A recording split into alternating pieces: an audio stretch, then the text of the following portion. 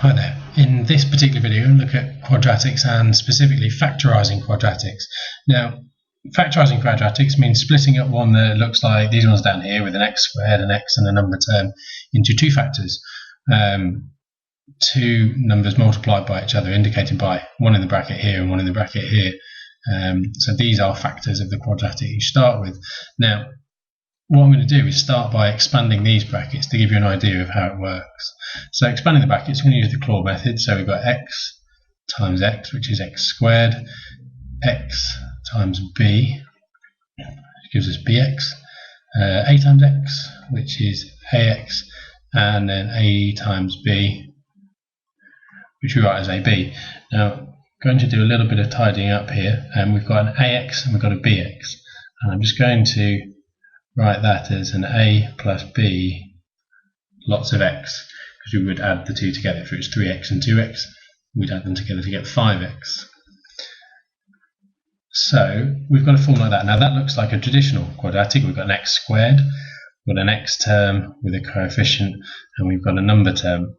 And it looks like that the numbers we started with in the brackets, they add together to give the x term coefficient, and they multiply together to give the constant on the end.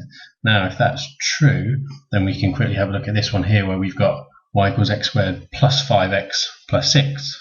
So they should, the two numbers that we're aiming for when we factorise, should add together to give 5 and multiply to give 6. So we're going to have the two x's in the bracket, and then two numbers that add to give 5 and multiply to give 6. They're both going to be positive. It's going to be 2 and 3, and we factorise that particular quadratic.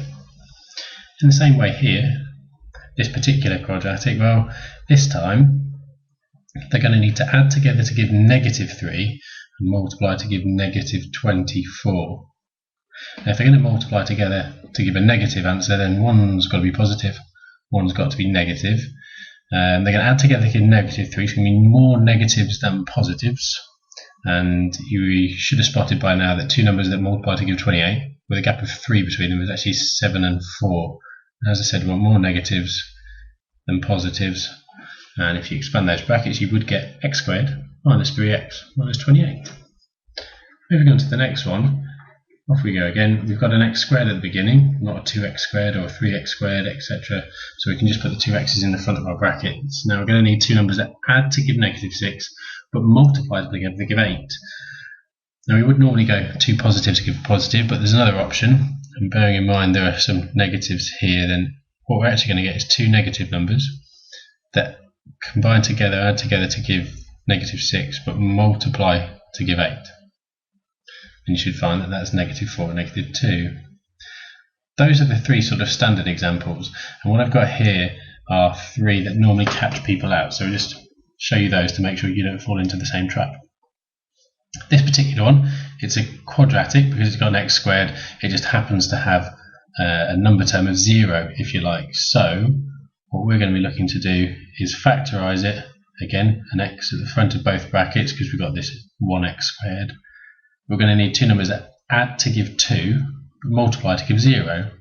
Now any two numbers that multiply to give 0, one of them's got to be 0. So the other one has got to be 2.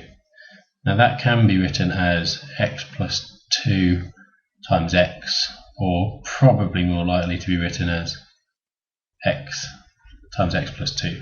And we factorised it. It doesn't have to be in two brackets if you've got no number term on the end. This one here, very important one to remember.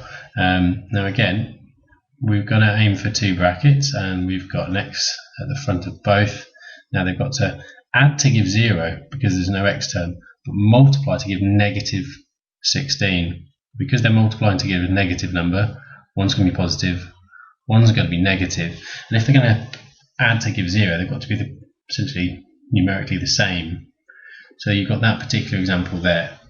And quite a common one to look out for, x squared minus 9, x squared minus 25, basically any square number here, the square root of it, one positive, one negative.